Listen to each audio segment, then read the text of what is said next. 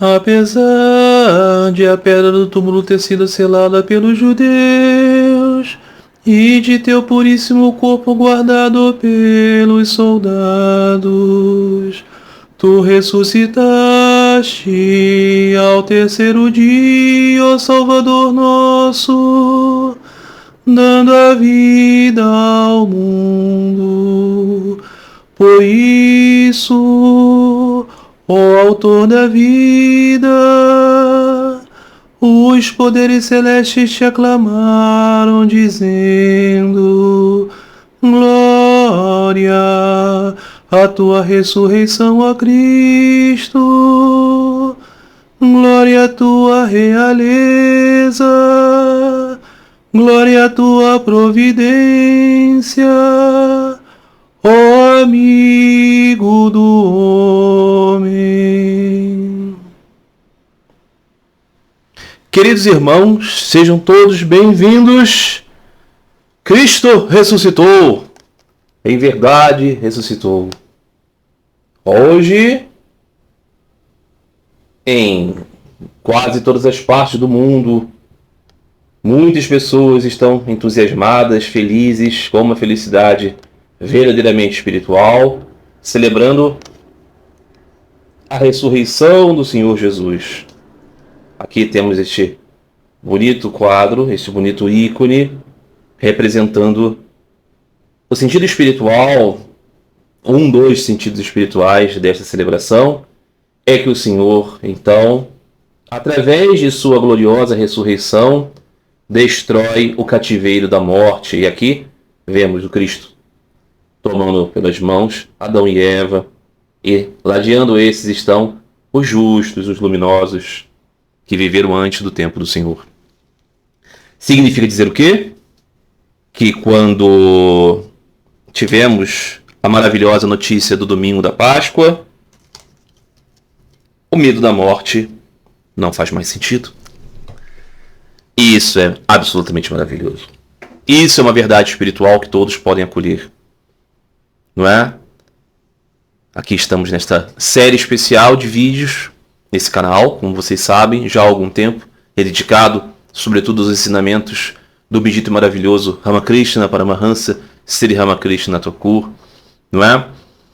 Mas nesses dias em que estamos, né, a maior parte, ou quase todos os cristãos estão celebrando a festividade da Páscoa, estamos aqui meditando sobre esses eventos e sobre circunstâncias maravilhosas da vida gloriosa do Senhor Jesus, porque, como um devoto de Ramakrishna, eu tenho profundo amor pelo Senhor Jesus, o considero divino, considero uma descida de Deus, um avatara, e como um daqueles autorizados para falar, não é? Porque receberam um mandato.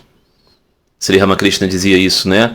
Aquele que pode ensinar sobre a verdade de Deus é aquele que recebeu o mandato do próprio Deus. E o Senhor Jesus disse isso muitas vezes, né? Ensinava como autoridade que aqueles eruditos da religião não podiam compreender, porque ele conhece Deus, não é? E hoje estamos celebrando o ápice desta crença em torno do Senhor Jesus, que é a crença do seu poder espiritual e de que ele nos mostrou algo maravilhoso, a vida real que somos. Muito bem. Falávamos aqui anteriormente nos vídeos dessa série, na sexta-feira da Paixão, o Senhor Jesus foi capturado pelos soldados do tribunal religioso dos judeus. O Senhor Jesus é um judeu, ok? Seus discípulos todos judeus. Um minutinho só.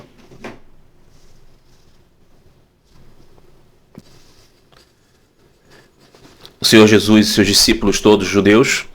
E acontece que a maneira como o Senhor Jesus explicava a religião causava muita controvérsia, mas sobretudo as suas atitudes perante algumas tradições dos judeus causava grande controvérsia.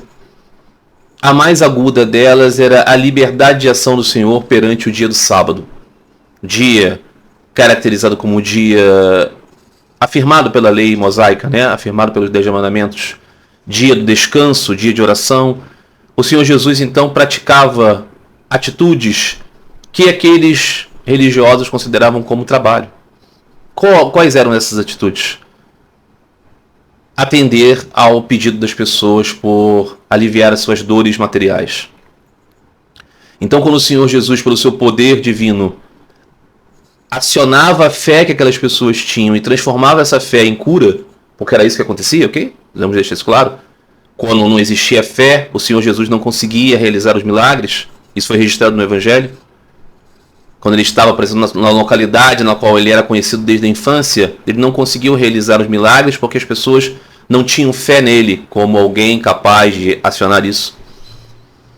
Mas quando essa fé existia, ele conseguia potencializar essa fé e transformava isso em curas. E isso estava longe de ser o objetivo de sua missão, era uma consequência de seu amor pelos sofridos, por ver em cada um querido de Deus. Então, aqueles religiosos achavam que Jesus estava destronando as tradições dos pais da religião. E nisso se antagonizaram a ele.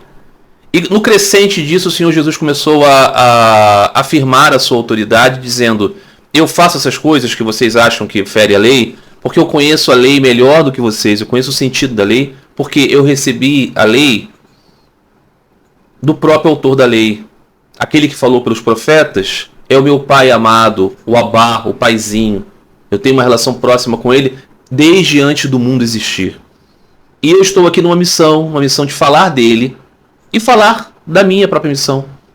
E falar de vocês como parte de Deus, de vocês como filhos de Deus. Todo esse discurso do Senhor Jesus, hoje para nós, aqui no século XXI, pode parecer tão maravilhoso, tão inocente, tão inofensivo até. Ou muito esperançoso, ou muito positivo. Mas naquele contexto ele era visto como uma blasfêmia. Ele era visto como uma mentira, ele era visto como uma tentativa de abarcar para si um poder que não tinha. E isso era visto como uma atuação dos inimigos da religião. Foi nesse sentido que aqueles líderes da religiosidade dos judeus, a maior parte deles, se voltou contra Jesus e buscou o apoio do Estado romano para poder puni-lo, para poder apagá-lo da história. Porque ele estava arrastando multidões, não em virtude exatamente do seu discurso sobre o Pai Celeste, sobre ele mesmo, sobre a vida imortal, sobre não sermos materialistas, né? Não olhe, né, veja, os lírios do campo e os pássaros do céu, eles apenas vivem uma vida natural, sem grandes buscas, mas Deus cuida deles. Imagine vocês que têm esse potencial de alma, que pensam, que refletem. Será que se vocês não se entregarem à misericórdia de Deus, Deus não cuidará de vocês? Não era exatamente esse discurso do Senhor Jesus que fazia com que ele se tornasse muito popular, mas sim o seu poder místico. Então ele instruiu um grupo de pessoas, em seus discípulos mais próximos, os preparando para tudo que viria, mas eles não entendiam. Não é? Eles não entendiam o seu ensino. Eles o amavam, mas eles tinham dificuldade de entender. Assim como nós, não é? Nós também temos muita dificuldade de entender o ensinamento espiritual. Então, aconteceu que o Senhor Jesus foi capturado, como ele havia previsto. Ele foi julgado, ele foi condenado, ele foi entregue então aos romanos, como ele havia previsto, e foi barbarizado por eles. E desta barbárie, desta violência, dessa brutalidade, não é? Ele foi então morto na cruz. Todo esse complexo de coisas, né? Tortura e morte, era para subjugar o espírito dos seus seguidores e dizer: viu? Ele não tinha nada demais. Ele apenas era alguém que pensava ideias loucas, alguém que estava tumultuando e morreu. Vejam, não sigam esse caminho. Voltem para suas casas, sigam o padrão da sua religião convencional. Aceitem a autoridade do Império Romano, aceitem a autoridade do Sinédrio, dos principais dentre os sacerdotes, do sumo sacerdote, daqueles representantes da religião do rei Herodes e daqueles que são legitimados pelo imperador romano, na figura do governador Pilatos. Essa era a ideia. Só que acontece que o amor de alguns pelo Senhor Jesus era muito grande.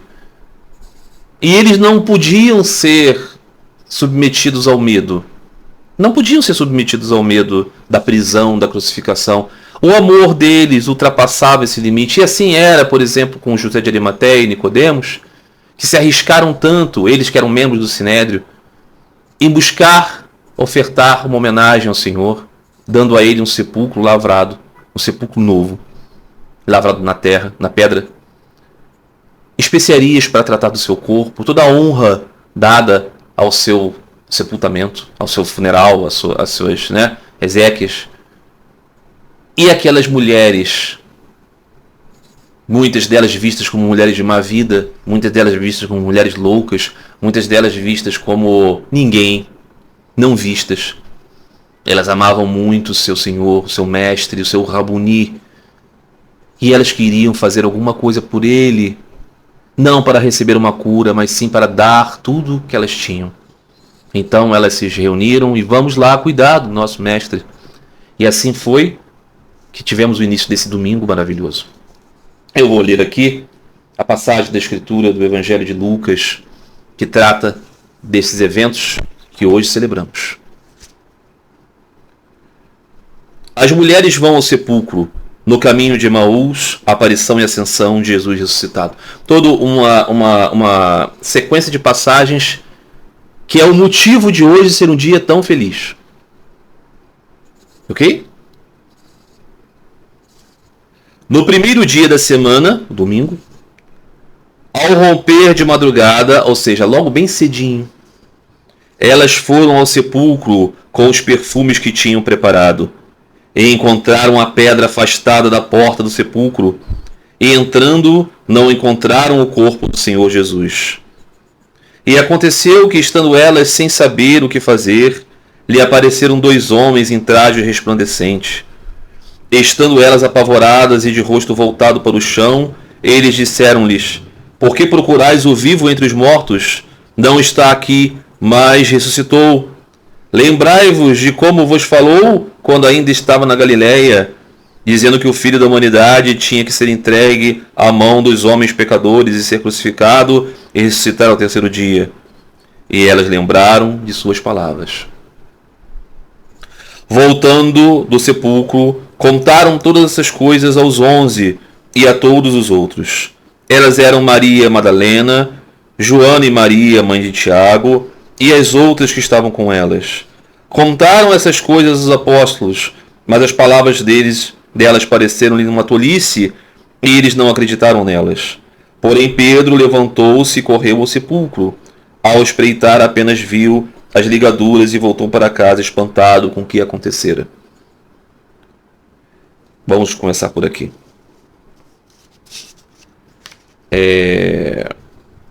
Essa citação do Evangelho de Lucas é uma das citações, não é, sobre o dia da ressurreição. E nós temos, claro, outras. E o que acontece? Esses registros, eles não são de maneira alguma iguais. Eles têm diferenças fundamentais, diferenças impressionantes entre eles. O que ao longo do tempo levanta nas pessoas algum tipo de dúvida, né? A respeito por qual razão essas coisas se deram como diferentes. Uma das formas de compreender isso aqui é que as pessoas reagiram de maneiras diferentes a uma mesma situação e enfatizaram aspectos muito queridos para eles, não é?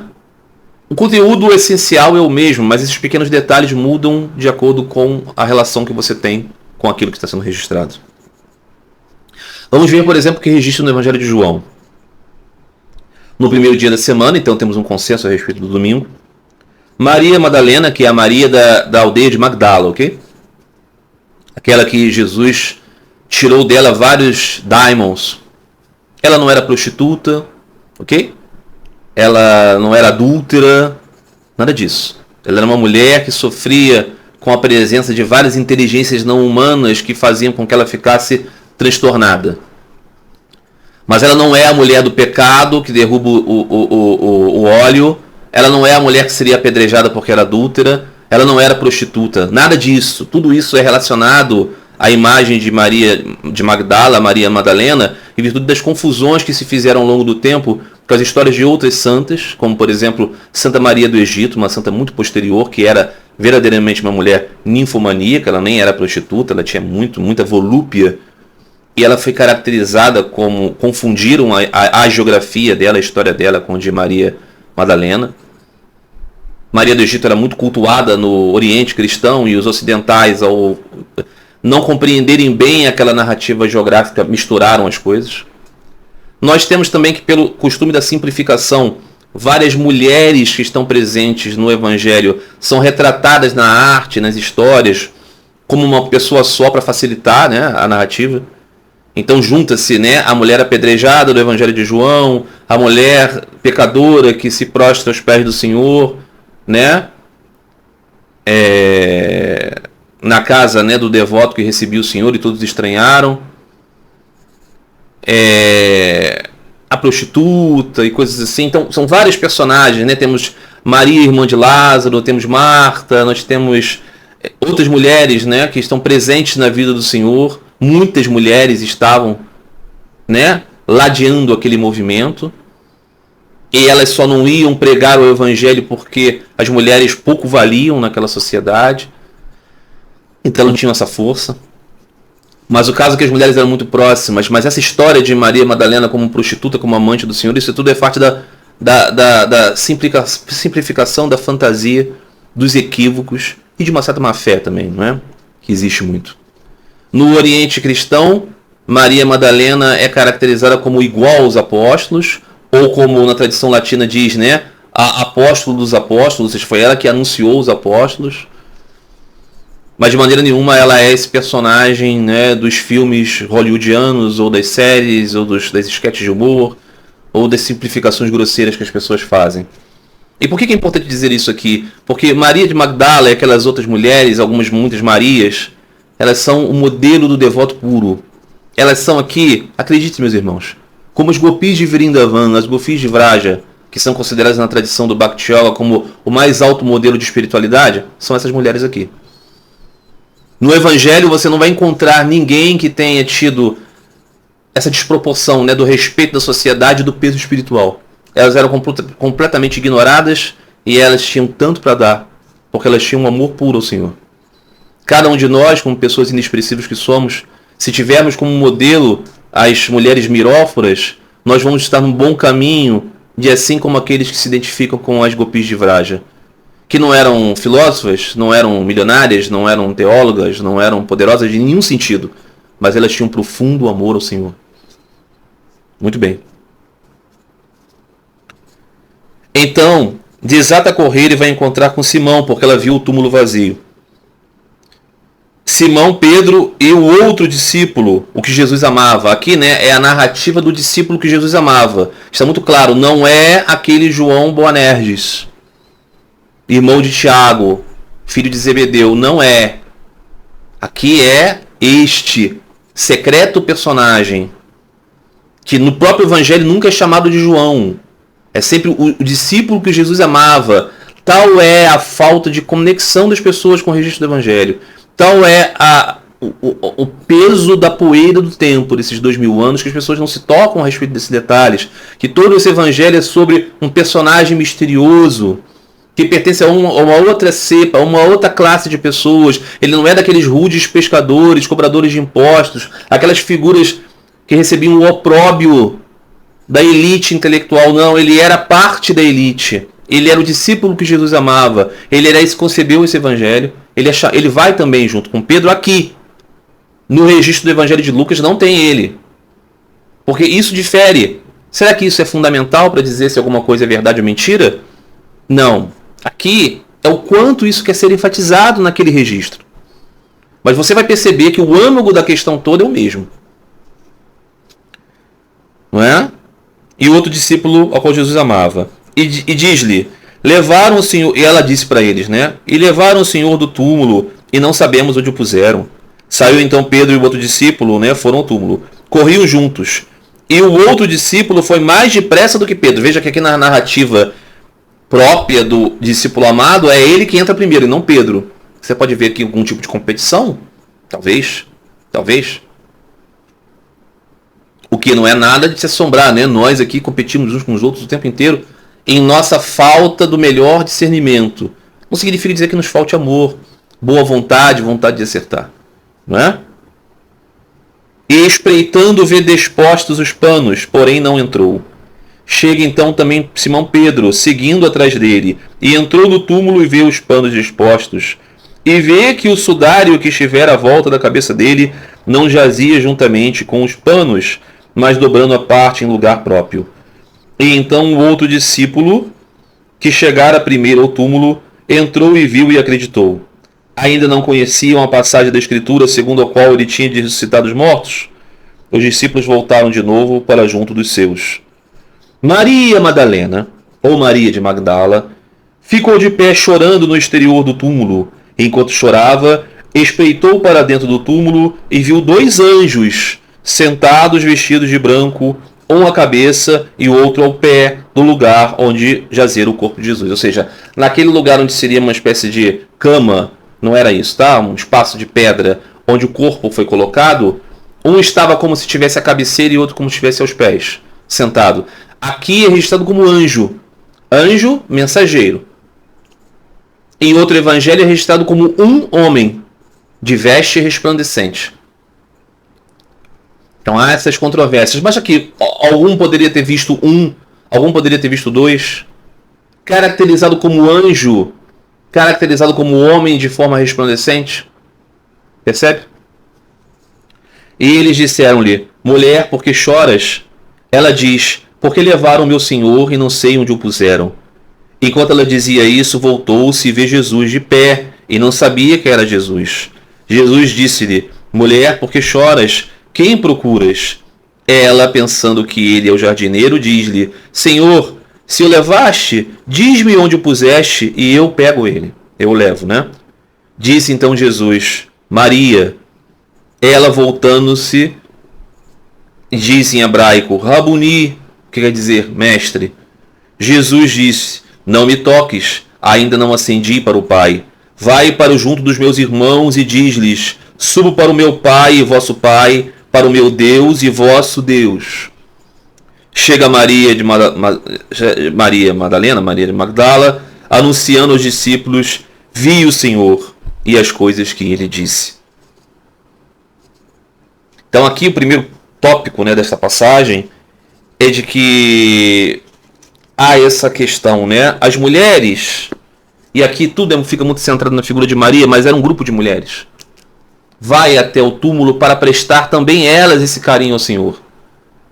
Elas queriam ter a oportunidade de servir o seu mestre como José de Arimateia serviu, como Nicodemos serviu. Assim como nós temos os nossos altares em casa e queremos servir o Senhor guirlandas, queremos servir o Senhor flores, queremos servir o Senhor água, queremos servir o Senhor incenso, queremos servir o Senhor frutas, queremos servir o Senhor panos, queremos servir o Senhor cânticos, tudo por amor ao Senhor, não porque Ele precise de nada disso, mas porque nós queremos ter a oportunidade de termos um relacionamento com o Senhor, um relacionamento amável, um relacionamento de adoração, um relacionamento que nós nos damos o nosso melhor. Esses primeiros devotos do Senhor Jesus queriam isso. Não importa que outros já tivessem feito, elas queriam também fazer. E elas queriam arriscar mesmo a sua vida. Por isso saíram naquela madrugada, do sábado para o domingo. E elas então encontraram aquele sepulcro aberto. E aí também há dúvidas. Algumas vezes a pedra está rolada, algumas vezes a pedra está estraçalhada. Conta-se em outro evangelho que elas no meio do caminho pensaram, né?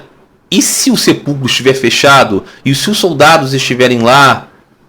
Então, a questão dos soldados também, né? Os soldados foram colocados para evitar, né, que alguém quisesse, né, roubar o corpo.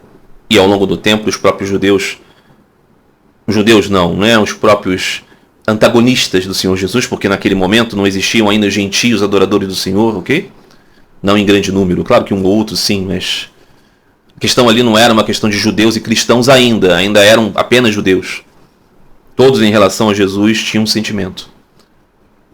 E o ponto é que aqueles que não gostavam de Jesus diziam: os seus seguidores roubaram o corpo, para dar a entender que ele ressuscitou. Mas então esses, ao longo do tempo a igreja cantou isso dizendo: gostaria que me explicassem como é possível que, com um sepulcro iluminado, com os discípulos escondidos em casa e com medo, com soldados do Império Romano, com todo o corpo mesmo de soldados do próprio tribunal do Sinédrio, houvesse a possibilidade de que alguém abrisse o túmulo, carregasse o corpo, levasse um corpo pesado de um homem grande e escondesse. Considerando que mesmo os judeus tinham uma relação com a morte, com os corpos, com os túmulos de tabu. Então faz muito pouco sentido, essa é a posição ao longo do tempo dos cristãos, dizer que poderia ter sido feita essa escaramuça. Alguns outros pensam, Jesus não morreu na cruz, ele apenas estava ferido, então ele foi retirado e foi colocado em outro lugar para ser tratado. O que também faria muito pouco sentido, porque é muito claro que os romanos não estavam de brincadeira, ok? Eles não realizaram aquilo como um mise-en-scène. Eles queriam de fato matar um homem, ainda que fique muito evidente que não era exatamente a vontade de Pilatos realizar aquilo, porque ele tinha uma percepção de que talvez estivesse sendo envolvido em uma questiúncula local ali dos judeus, e ele não tinha interesse nisso. E ele não queria ser humilhado pela crença de uns fanáticos religiosos bárbaros e ter todo o conceito do direito romano sendo deixado para trás. Então é muito claro que Pilatos se mostrou antipático àquilo, mas ele de maneira nenhuma ia querer ver uma confusão estabelecida na região na qual ele controlava com a possibilidade de um judeu ressuscitado. Definitivamente não faz nenhum sentido considerar que Roma tivesse participado disso. Então, acontece que aquelas mulheres, seja se a pedra estava estraçalhada, seja se estava rolada, seja se eram dois homens, se eram um homem, se esse homem era visto como anjo, aqui não estamos falando, ok? Da iconografia bizantina do arcanjo Gabriel, Miguel, com as vestes, com o cabelo encaracoladinho, com o halo, com as asas. Não estamos falando disso. Não estamos falando disso. Que é dito que existiam homens que eram identificados como anjos, porque anjos aqui é mensageiro. Só que eles eram definitivamente diferentes. O que estavam fazendo lá? E o fato de que eles informaram que aquele homem Jesus havia ressuscitado. O morto passou a ser vivo. Então acontece essa passagem maravilhosa em que Maria Madalena, está chorosa e ela vê um homem no jardim, é o próprio Senhor, mas ela não o reconhece. Então ela dialoga com ele e diz: será que você é o jardineiro desse jardim? Porque o sepulcro, né, está colocado em um jardim próximo ao lugar da crucificação. Vocês lembram disso? Né? José de Arimateia fez um túmulo em um jardim. Então ela pergunta: será que você, de repente, não retirou aqui o corpo do Senhor e levou para outro lugar? Me diz onde é que eu pego ele. Ela está negociando com esse suposto, né, homem que poderia ter tirado o corpo do Senhor dali. Então, quando o Senhor Jesus diz o seu nome, Maria, ela é despertada para que é ele falando com ela.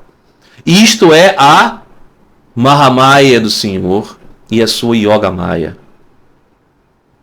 Tudo o que acontece nesse mundo, por que algumas pessoas perceberam o Senhor e outros não? Por que algumas vezes os discípulos entendiam e outras vezes não? Por que Maria Madalena viu o Senhor e não o reconheceu e depois logo o reconheceu? Porque o Senhor cria esse jogo de esconde-esconde, na qual podemos perceber ou não, de acordo com a nossa disposição. Tal era o seu fervor, tal era o seu amor, tal era o seu clamor pelo Senhor, que o Senhor se compadeceu dela e disse: vou me revelar para ela agora. E deu a ela essa função de ir falar com seus irmãos. E aí ele dá essa declaração tão fundamental: eu ainda não posso ser tocado. Por quê? Porque o seu corpo estava num estado diferente. Mas que ele iria subir ao seu Pai e Deus e ao Pai e Deus dos seus irmãos. Veja que aqui não há nenhuma dúvida. Ele está indo a Deus. Ele está indo ao Pai. Ele vai a Ele. Para que não exista aqui nenhuma ideia, concepção de que, não é, o seu discurso espiritual a respeito do Deus Pai fosse um conceito sobre o bem, sobre o bom, sobre partir o pão, sobre fazer isso, sobre ajudar o pobre, sobre a fraternidade. Não, não. É uma mensagem de transmissão de um rei, a qual o príncipe vem levar a mensagem.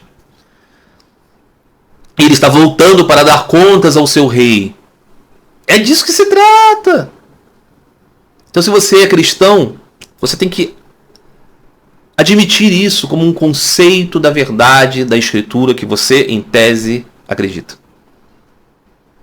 Não há espaço aqui para transformar as coisas em apenas uma ideia sobre ser bom. Não é isso.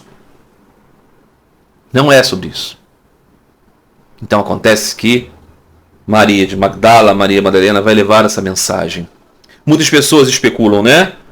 Se fosse um estratagema, não seriam as mulheres escolhidas porque as mulheres eram muito mal vistas, elas não tinham prestígio, não é? É verdade. Isso é verdadeiro também. Não tinham prestígio entre os próprios discípulos, que tinham muitas rivalidades com as mulheres. Que falavam, não, vocês não sabem de nada, nós somos aqueles que são próximos. Vocês estão histéricas. Você, Maria, está vendo coisas porque você é emotiva, porque você é mulher. Essa era a maneira de lidar. Mas acontece que o Senhor Jesus foi sempre muito mais próximo das mulheres. Em todo o Evangelho nós vemos isso. A primeira pessoa que recebeu a mensagem, eu sou esse que os judeus esperam, foi uma mulher que não era judia. Era a mulher samaritana. Ok? Acolha isso. E dê tratos à bola, meu amigo cristão. A mulher que recebeu pela primeira vez a notícia de Jesus, de que ele era o Messias, esperado pelos judeus, não era judia, era uma samaritana. Os samaritanos eram os mais desprezados personagens para os judeus da Galileia. Mas foi aquela mulher samaritana a qual Jesus disse, eu sou esse que os judeus esperam. Depois, foi aquela mulher grega, sírio-fenícia, a mulher cananeia. Veja, 100% pagã. Não há nada aqui que livre essa mulher do contexto de pagã. E o Senhor Jesus disse para ela, ó mulher, é em virtude da sua grande fé que o milagre já se deu para você. Então não há como aqui caracterizarmos de maneira alguma.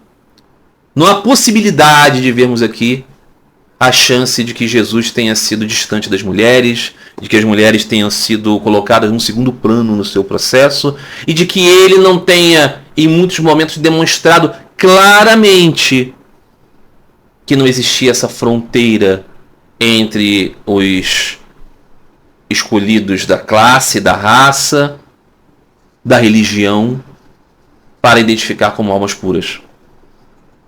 Esta é a mensagem do Evangelho. Se você for contextualizar isso hoje, nós temos a igreja, os batizados, que hoje aqui fazem o papel dos judeus, né, segundo os cristãos. E nós temos aqueles outros que podem perceber a mensagem do Senhor e ter grande fé e ouvir dele, não é? Porque você vai lá em Malaquias, o que está sendo dito é que o nome do Senhor é adorado e temido entre os gentios. E tratos a bola é um papel, uma tarefa, né? Que também pode ser iniciada aqui nesse dia maravilhoso da Páscoa. Não é? Então, como é possível que Maria não tivesse percebido o Senhor? Eu falava aqui da Mahamaya. Vamos continuar vendo o efeito dessa Mahamaya, dessa Yoga Maya? Continuidade da narrativa de Lucas. E eis que 2 dos discípulos, nesse mesmo dia, iam a caminho de uma aldeia que ficava a cerca de 70 estádios de Jerusalém, uma distância. O nome era Emaús. E conversavam entre si sobre todas as coisas que tinham acontecido. E aconteceu que, enquanto conversavam e discutiam, o próprio Jesus se aproximou deles e foi caminhando com eles. No entanto, os olhos deles estavam impedidos de o reconhecer. Mahamaya do Senhor. Esses discípulos aqui provavelmente eram daqueles 72 discípulos que o Senhor depois mandou para continuar aquela pregação, não entre os 12. Jesus disse-lhes, que palavras são essas que trocais entre vós enquanto caminhais? Pararam desconfiados, e um deles, chamado Cleófas, respondeu, será tu o único a visitar Jerusalém que ignora os acontecimentos que lá se passaram nesses dias? Ele disse-lhes: que acontecimentos? Eles disseram-lhes: o referente a Jesus de Nazaré, que era um homem, um profeta poderoso na ação e na palavra diante de Deus e de todo o povo. Aqui vocês podem ter a ideia de qual era a ideia sobre Jesus que os próximos de Jesus tinham dele. Que ele era um profeta, um homem de Deus, que tinha autoridade dada por Deus. Quem está falando isso é um dos 72 discípulos escolhidos e enviados por Jesus. Profeta poderoso na ação e na palavra diante de Deus e de todo o povo. Como os sumos sacerdotes e os nossos chefes o entregaram para ser condenado à morte e crucificaram-no. Nós esperávamos que ele viesse resgatar Israel, mas com tudo isso já é o terceiro dia desde que aconteceu essas coisas. Algumas mulheres do nosso grupo deixaram-nos confusos porque foram ao sepulcro de madrugada e não encontraram o corpo dele, e vieram dizer que tinham visto uns anjos que afirmavam que ele vivia. Alguns dos que estavam conosco foram ao sepulcro e encontraram tudo como as mulheres tinham dito, mas a ele não ouviram. Então aqui o registro. 2 desses discípulos, do grupo de 72 discípulos, não do círculo interno, estavam caminhando na cidade, eles estão falando sobre tudo o que aconteceu. Jesus foi julgado, foi condenado, foi morto, foi sepultado. Depois algumas mulheres falaram que o túmulo estava vazio, e alguns dos discípulos do círculo interno viram o túmulo vazio, mas não viram Jesus. Eles estão falando isso para aquele homem, tentando explicar para ele, dizendo assim: caramba, mas como que você não sabe dessas coisas, peregrino? Isso é o assunto do dia, é o assunto que está na boca de todos. Jesus é esse grande personagem, esse grande profeta, que nós achávamos que ele ia ser o líder, o Messias. Achávamos que ele ia libertar o nosso povo, mas aconteceu que ele foi morto.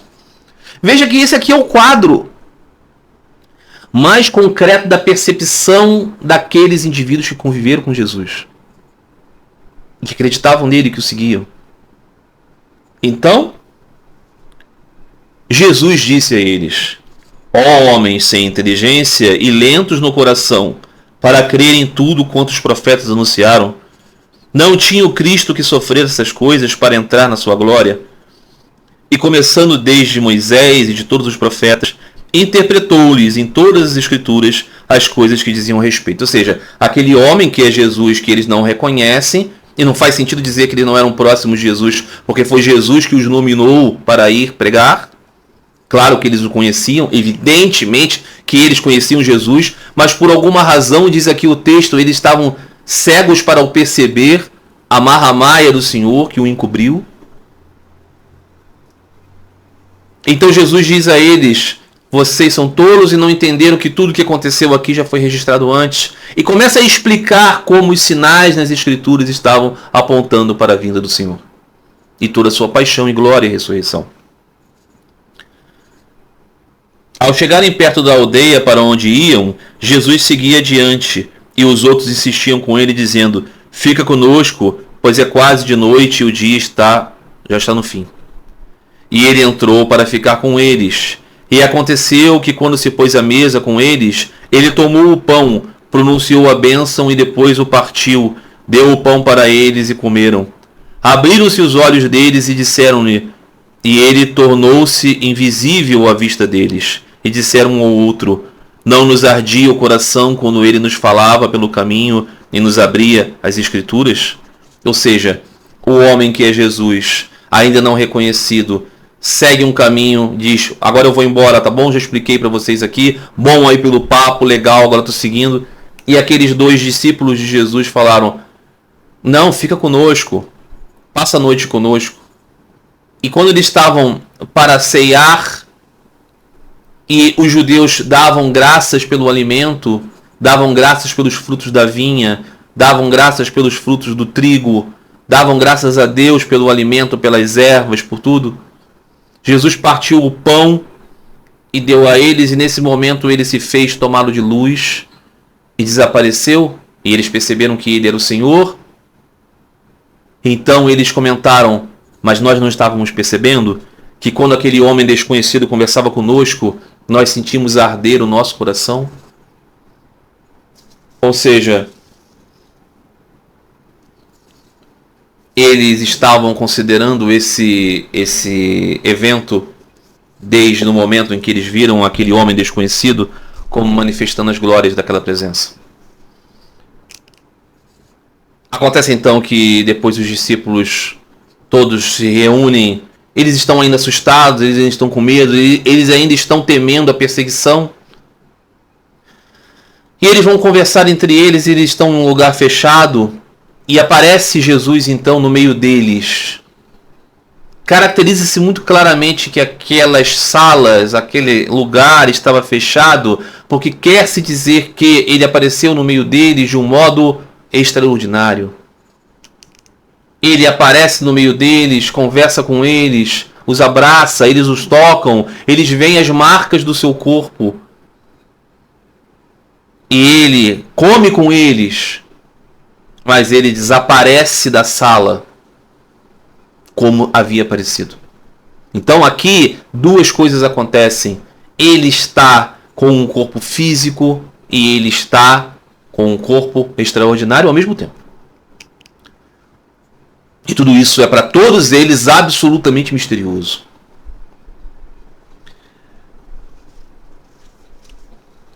Há hoje no mundo, há muito tempo, evidentemente,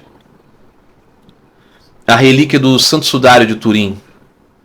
O Sudário de Turim, ele é considerado por muitos o pano que envolvia o Senhor Jesus quando do seu sepultamento. E o Sudário de Turim, ele grava nele a imagem de um homem que muitos identificam ser o corpo do Senhor Jesus. O Sudário é uma peça extraordinária. Ele durante muito tempo foi considerado uma peça medieval, artística, concebida, porque foi feito um teste, né, para saber a antiguidade do pano, e caracterizou-se que o sudário era um pano medieval, século XII, alguma coisa assim. E então foi descartado durante muito tempo que o sudário fosse uma relíquia realmente legítima, que ele era apenas uma peça de arte piedosa, devocional. Mas com o tempo outras pesquisas foram feitas no sudário e verificou-se que aquela datação do carbono 14 que identificou o sudário como uma peça medieval era na verdade também possível de ter sido confundida, porque o sudário estava cheio de pequenas e quase microscópicas sementes e folhinhas e ervas que foram juntadas ao pano ao longo do tempo em que ele foi levado de lugar a lugar em muitas peregrinações. A especulação de que o sudário era uma peça que estava na cidade de Constantinopla, que foi saqueada, né, ali no século XIII, quando da Quarta Cruzada, quando os latinos invadiram a cidade de Constantinopla, né, fizeram uma série de saques e barbaridades na cidade que era sede, né, do governo do Império Romano do Oriente, de Bizâncio, do Patriarcado de Constantinopla, do Arcebispado de Constantinopla. E muitos acreditam então que nesse momento o sudário, que era uma das muitas relíquias de Constantinopla, foi levado para o Ocidente. Essa história foi levada para a França primeiro, né, os francos, e depois acabou sendo transladada para Roma e depois para Turim. Essa história é um pouco complicada porque não se conhece, né, nenhuma grande festividade da Igreja Oriental que tivesse a procissão do sudário. E definitivamente, se nós tivéssemos, né, uma peça desse valor, muito provavelmente ela seria o centro da própria atenção litúrgica da igreja. A igreja sempre fez festas, né, com a procissão da cruz e tudo mais. Se algum objeto tão próximo do Senhor e tão conectado com a sua ressurreição estivesse na mão dos bizantinos, por qual razão isso não teria sido motivo de glorificação? Essa é uma dúvida justa, legítima, que muitas pessoas se antagonizam a isso. Há quem especule que esta peça estava guardada de tão sagrada que era escondida, ou que talvez não tenha sido percebida como tal, talvez pela marra-maia do Senhor, e tenha então sido levada para o lugar no mundo onde a mentalidade racional, a mentalidade onde o mundo se tornaria então o centro do mundo, né, o centro da informação do mundo, do poder do mundo, que seria o Ocidente, acabaria mostrando esse sudário. Muitas especulações a respeito disso. O caso é que, depois de muito tempo, muitos cientistas se aproximaram do sudário, e até cientistas relacionados ao projeto astronômico americano, né, aeroespacial americano, a NASA, se debruçaram com seus grandes computadores e grandes, né, maquinários de medição para verificar o sudário e perceber o sudário como um elemento extraordinário. A imagem gravada nele está gravada de um modo inexplicável e é uma imagem tridimensional, ou seja, de fato parece que existiu um homem sendo coberto ali. E a radiação naquele pano. Muitas pessoas então entendem que o sudário é um resquício, uma relíquia, uma amostra de algo extraordinário que aconteceu no sepulcro. O sepulcro meio que explodiu de uma luz gloriosa e o corpo do Senhor, corpo material do Senhor, se desfez, deixando uma gravadura da sua marca no pano. Você vai dizer assim, caramba, mas que salto demos, hein? De fé para compreender isso. É verdade, não temos como afirmar essas coisas, mas também podemos especular que é tudo muito misterioso em relação ao sudário. Não sabemos de que data ele é, não podemos assegurar que ele é medieval, não podemos assegurar que ele é do primeiro século, não podemos assegurar que ele, se ele é uma obra artística, não sabemos como ele foi feito. Não sabemos como ele foi feito. Há especulações, já foram feitos vários modelos, né? Inclusive especula-se que o próprio Leonardo da Vinci teria tentado produzir algo como se fosse, né, uma máquina fotográfica no seu tempo, né? Um estúdio fotográfico, algo assim, mas é tudo especulação e tudo vazio de provas e de comprovações. Talvez algumas pessoas gostem dessas teorias porque elas atestam as suas crenças, né? E somos todos nós muito guiados por aquilo que queremos ver. Mas o fato é de que o sudário é uma peça extraordinária. E o fato é de que aqueles homens e mulheres daqueles dias do Cristo estavam perplexos diante do sepulcro vazio. Os romanos, os homens do Sinédrio e os seus devotos e os seus seguidores. Mas acontece então que o Senhor apareceu para eles e o Senhor parecia para eles ora como completamente vivo e ora como um ser diferente que desaparecia e aparecia. E aqui temos esse fenômeno da luz, não é? Eu vou ler uma passagem aqui de um livro da tradição de Sri Ramakrishna. Esse livro é tão querido para mim. Esse livro, nos dias da minha vida que eu estava muito entristecido e sem fé, esse livro me pegou, me puxou pelos cabelos como alguém que estivesse sendo afundado numa areia movediça. E ele me trouxe para a fé em Deus, inquebrantável novamente. O Sermão na Montanha segundo o Vedanta de Swami Prabhavananda. Eu vou ler uma passagem dele aqui.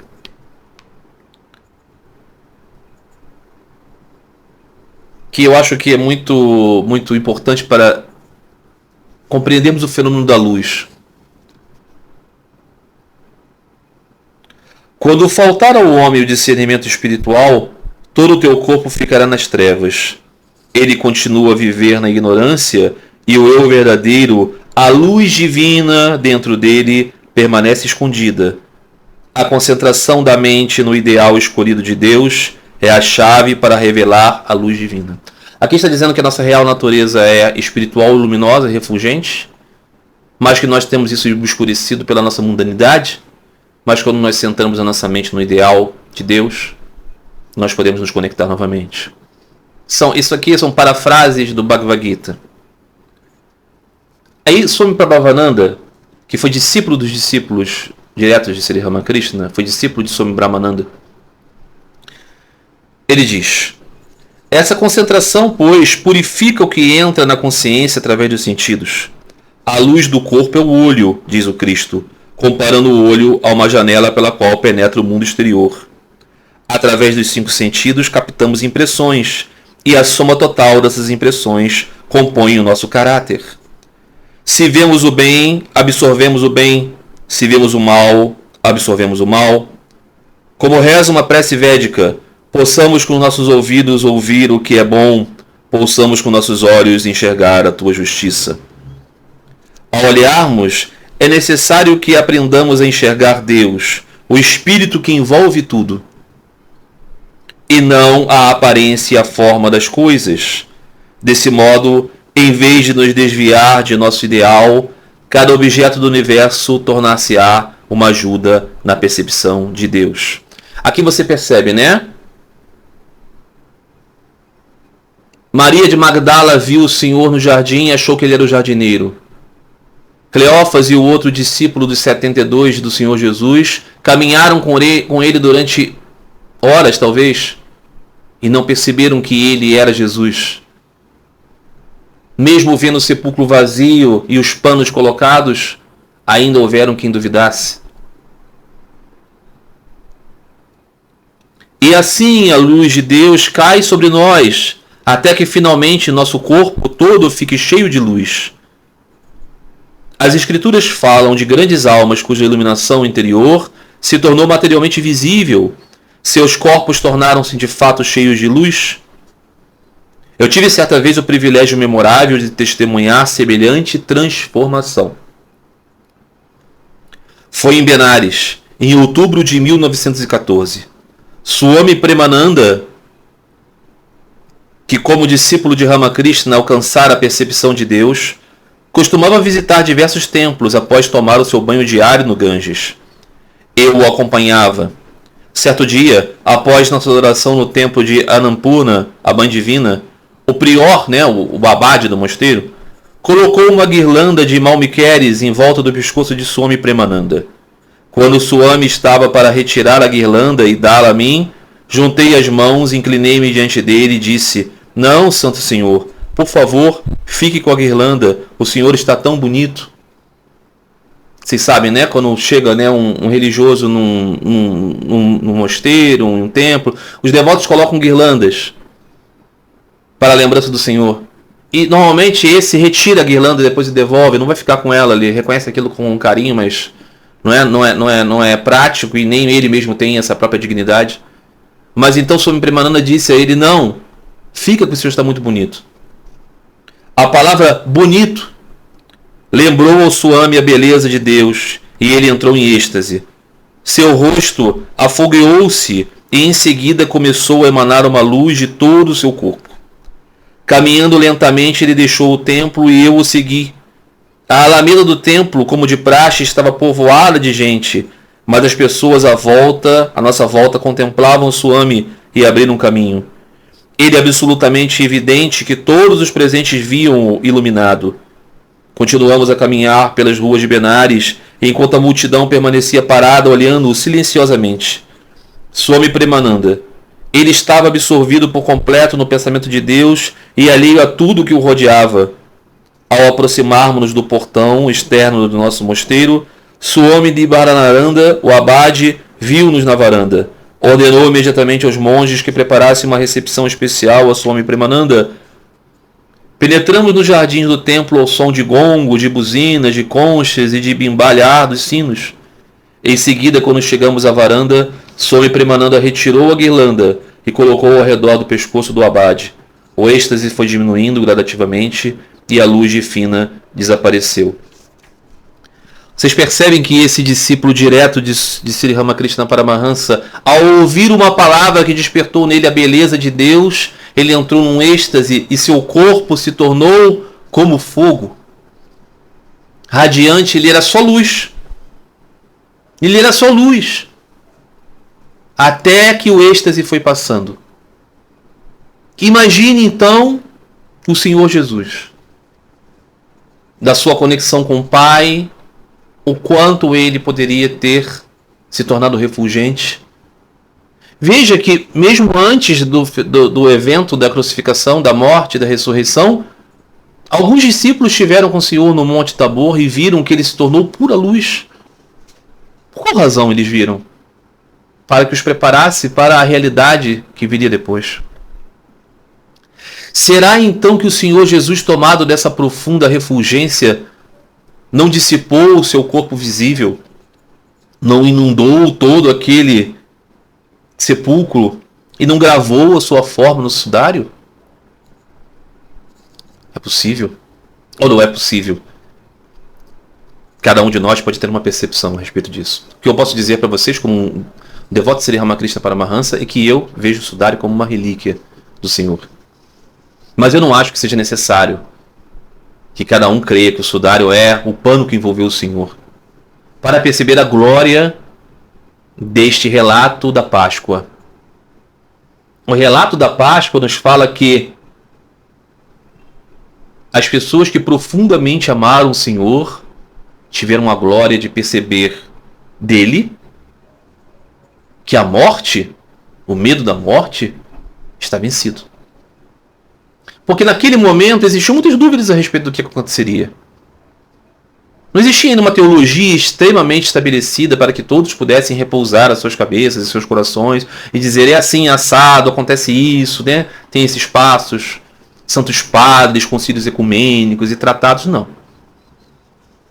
Em outros povos, como por exemplo lá na distante Índia, lá entre os persas zoroastristas, as pessoas já tinham uma ideia a respeito do que aconteceria. Mas ali, entre os gentios romanos e entre os hebreus, filhos de Abraão, existiam muitas dúvidas. E parece que o Senhor Jesus veio trazer a certeza para aqueles corações de que somos esses refulgentes partes do refulgente. E esse é um significado gravado da Páscoa que cada um que tiver percebido poderá ter a melhor notícia e poder dizer verdadeiramente que a morte foi vencida, não é? Como diz, né, um dos tropários da Páscoa, né? Ó vida imortal que desceste a morte, destruindo o Hades com o fulgor da tua divindade. E quando ressuscitaste dos mortos das profundezas da terra, todos os poderes celestes te aclamaram, dizendo: glória a ti, ó Cristo, nosso Deus e autor da vida. Mostra-nos a destruição do medo da morte. O que é o Hades? O Hades hoje é descrito como inferno, mas não é o inferno, não é? O Hades era a mansão dos mortos. Hades é a deidade que guarda o reino da morte. O irmão de Zeus é o prefeito do reino da morte. Não era mal nem bom, era simplesmente desconhecido. E o que dizem então os cânticos antigos? Que o Senhor Jesus, ao descer à morte, ao descer ao Hades, ele chega a esse reino e lá ele mostra que não há prisão. Que Hades, o prefeito do reino da mansão dos mortos, não está prendendo. Porque eles não são isso, aprisionados pelo corpo que perece. Mas eles são refulgentes eternos e vivos, parte do Senhor. Então, na Páscoa da ressurreição, o que cantamos é que a morte, em nossa mente, em nosso coração, foi destruído. Não é? Então, o Senhor, em sua gloriosa vida, veio para nos dizer que Deus é Pai, Ele é uma pessoa, Ele é um Purushottama, a pessoa suprema. Deem tratos à bola, lidem com isso. Está aí nas Escrituras. De que Ele envia seus enviados especiais. Só eles têm autoridade porque existem com Ele antes do universo. Não é? Lembra de Sarga e Visarga, da aula de Swami Tapasyananda sobre a contenção e expansão do universo na perspectiva védica? Antes do universo surgir e desaparecer infinitas vezes, existe aquele que transcende o seu poder e que existe com os seus. Sri Ramakrishna dizia: o Senhor vive na sua morada com seus devotos eternos, eternamente. Disse o Senhor Jesus, disse Sri Ramakrishna, há 4 tipos de almas. As atadas ao mundo que nem percebem ser atadas. As atadas ao mundo que se percebem e tentam lutar, mas não conseguem. As atadas ao mundo que percebem que estão, lutam e pela graça do Senhor se livram. E aquelas que nunca estiveram atadas, apenas participam desse jogo como companheiros do Senhor. O próprio Senhor Jesus diz na sua alegoria do filho pródigo que existia lá na casa do pai um filho que nunca abandonou o pai. São essas almas eternas. Então, o Senhor Jesus diz, Ele diz, eu estava com o Pai antes do mundo se formar. E volta para esta glória. E diz para os seus discípulos, levarei vocês comigo na casa do Pai, que tem muitas moradas. A mensagem da Páscoa é que somos partes luminosas do Senhor. Que não morremos quando nossos corpos morrem, que não nascemos quando nossos corpos nascem, porque esses corpos são coisas nossas, não são o que somos. Nós somos anchas, partes do Senhor, luminosas partes do Senhor, e o Filho de Deus vivo nos mostrou isso através daqueles seus devotos puros, quando no domingo que hoje celebramos, domingo da Páscoa.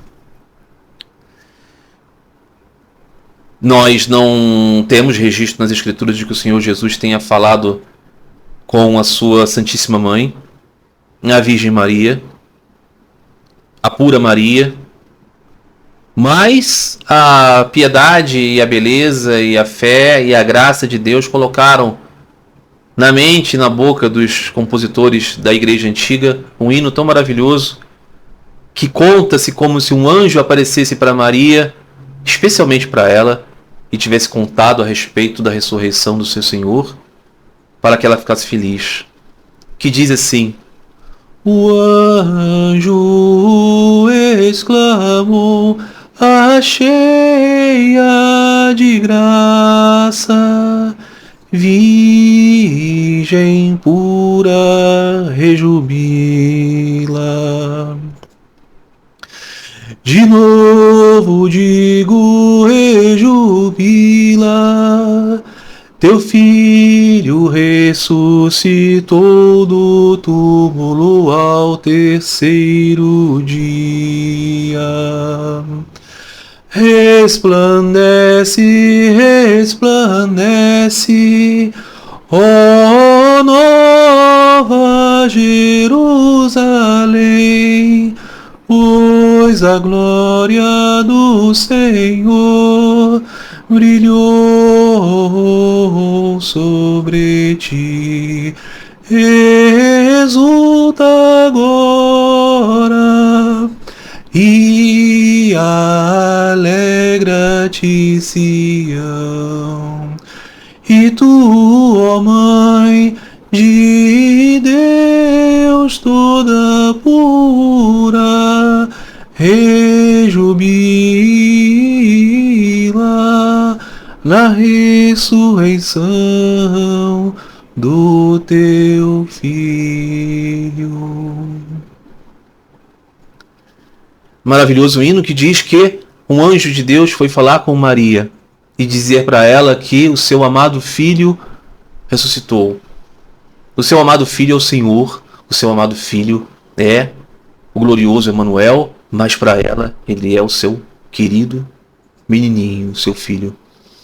Eu lembro aqui que na tradição de Krishna, um devoto do Senhor Krishna foi até aquela vila onde Krishna passou a sua infância e foi falar lá com as gopis e com a mãe adotiva do Senhor, Yashoda, e disse para Yashoda que estava chorosa porque não via o seu filho.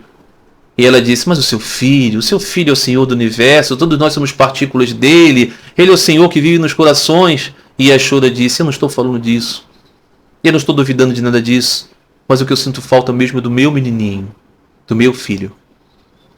E essa é a sua relação eterna com o Senhor.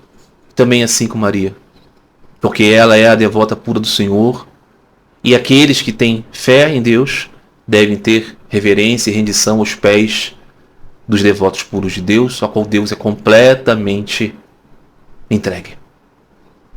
Então, esse hino para mim é um dos mais lindos, porque ele fala do amor mais puro, Deus reciprocando com os seus, e que cada um de nós possamos ter a felicidade de, na Páscoa, cada Páscoa, termos o nosso coração tão feliz em saber que essa vida é um glorioso jogo de Deus. Essa vida não é esta miséria, meus amigos, de corpos, gordura, osso, sangue, fluidos, política, apegos miseráveis, morte, violência, brutalidade, solidão. Não, esta vida é o glorioso jogo de Deus. Deus existe, nós existimos, somos parte dele. E todo o sentido desta vida é, como disse Thakur Sri Ramakrishna, conhecer Deus. Nasceu em vão aquele que, tendo obtido raro nascimento humano, não busca conhecer Deus nessa mesma vida. Que a Páscoa maravilhosa do Senhor a cada ano renove em nós a consciência de que somos parte de Deus. Tenham esse dia como um dia mais feliz, um dia mais radiante. Se você está muito tempo afastado de práticas, de coisas, de orações, de conhecimentos, comece. Renove a sua vida. Reconecte-se com o que é essencial. Eu sei que a religião tem muitos problemas, eu sei que as igrejas têm muitos problemas, eu sei que muitas vezes temos coisas problemáticas demais, mas nós temos a pureza dos santos maravilhosos de Deus e a eles podemos seguir. Que a graça de nosso Senhor Jesus Cristo ressuscitado esteja com todos vocês, que esse seja um domingo muito feliz e que toda a vida de vocês tenha muito dessa luz.